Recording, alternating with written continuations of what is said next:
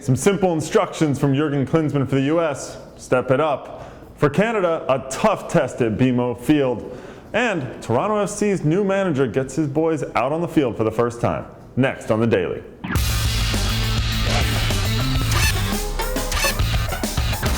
Hey everyone, Greg Lalas and Josh Whisenhunt here from MLSsoccer.com, and it's a big day around the U.S. soccer scene. The World Cup qualifiers for 2014 starting up again. The U.S., of course, coming off of that victory against Antigua and Barbuda last Friday. Now they go down to Guatemala for a very tough match. Yeah, certainly, Greg. And I think the feeling all around the American soccer community is that now this is the real test, going down to Guatemala. Obviously, U.S. with a pretty sterling record against Guatemala over the last 25 years or so, 12-0-5 since 1988, but still, it's going to be a massive test, and as we know, Guatemala have some pretty good players. Yeah, they do. Of course, Marco Papa is the big star in the midfield for Guatemala. The Chicago Fire star will be running things for them, but there's also Carlos El Pescadito Ruiz up top.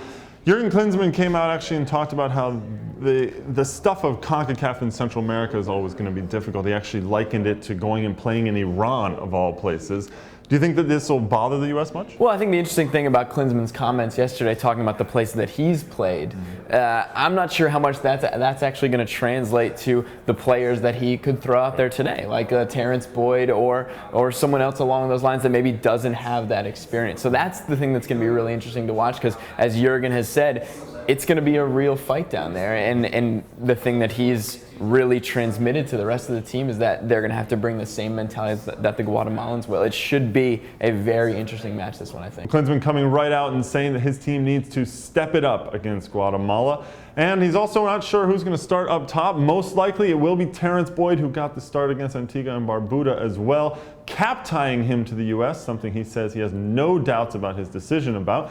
And Terrence Boyd actually with a new club now. He's joined Rapid Vienna in Austria, which comes about mainly as a recommendation from U.S. assistant Andreas Herzog, the former Austrian international. Guatemala, U.S. tonight, 10 p.m. Eastern time. It's on pay-per-view, and there's a live chat on MLSsoccer.com.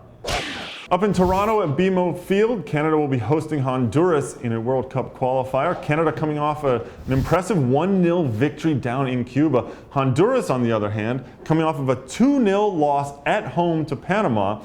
And Canada coach Stephen Hart now says that Honduras are a wounded animal. Of course, and any time you have a surprise result like that, where Honduras goes down at home, you have to think that they're going to come out into this next match with a lot of verve, with a lot of fire, and of course they're getting one of their most fiery, most talented players back in Roger Espinosa, back from suspension. Well, the Sporting Kansas City midfielder is expected to be the leader in the middle for them, because he's basically coming off that suspension, and they've said they haven't had leadership in the midfield. Head coach Luis Suarez excited to get him back. He's also saying they cannot play with rage based on the Panama loss, so that's going to be a big part for them. For Canada, Ante Jazic expected to start at left back again. The Chivas USA 36-year-old defender continues to do it, playing a huge part for Canada as they move forward in qualifying. Staying up in Canada, there's some news in MLS. Toronto FC last week, of course, got a new manager when Paul Mariner took over for Aaron Winter. And Mariner had his team out on the field for the first time in a training session on Monday. Yep, and Mariner finally getting his first chance to lead an MLS side. Talks of a formation change, maybe switching to a 4-4-2 up there at BMO Field, but what we know is that the players for Toronto are very excited about this change. Midfielder Terry Dunfield talking about how, Greg, their season starts now. Well, it has to start at some point. They're still only 1-9 right now. Odds of making the playoffs, not very good, but you have to imagine that Mariner will at least energize them a little bit to do a little better than they have so far. A little further east, there are some issues at the goalkeeper position for the Montreal Impact. Donovan Ricketts was stretchered off the field when he was playing for Jamaica last Friday. Came out in the 17th minute. He will not be back with the Impact until Thursday, when they say they will evaluate him to see if he's ready for that massive reopening of Stade Saputo on Saturday against the Seattle Sounders. The latest edition of the Extra Time Radio podcast is out. Make sure you check that out on MLSsoccer.com. Sporting News' Brian Strauss is on to talk about all the stuff that's going on with the U.S. national team and World Cup qualifying. Also, the Power 5 video series powers on as we look at the 5 most important players on the U.S. national team. And lastly, with the Euro 2012 heating up even more, check out Kick TV, youtube.com/Kick, for all the news coming from Poland, where Former MLS and U.S. national team star Jimmy Conrad is reporting back on everything that's going on. That's it for the Daily. We'll talk to you tomorrow.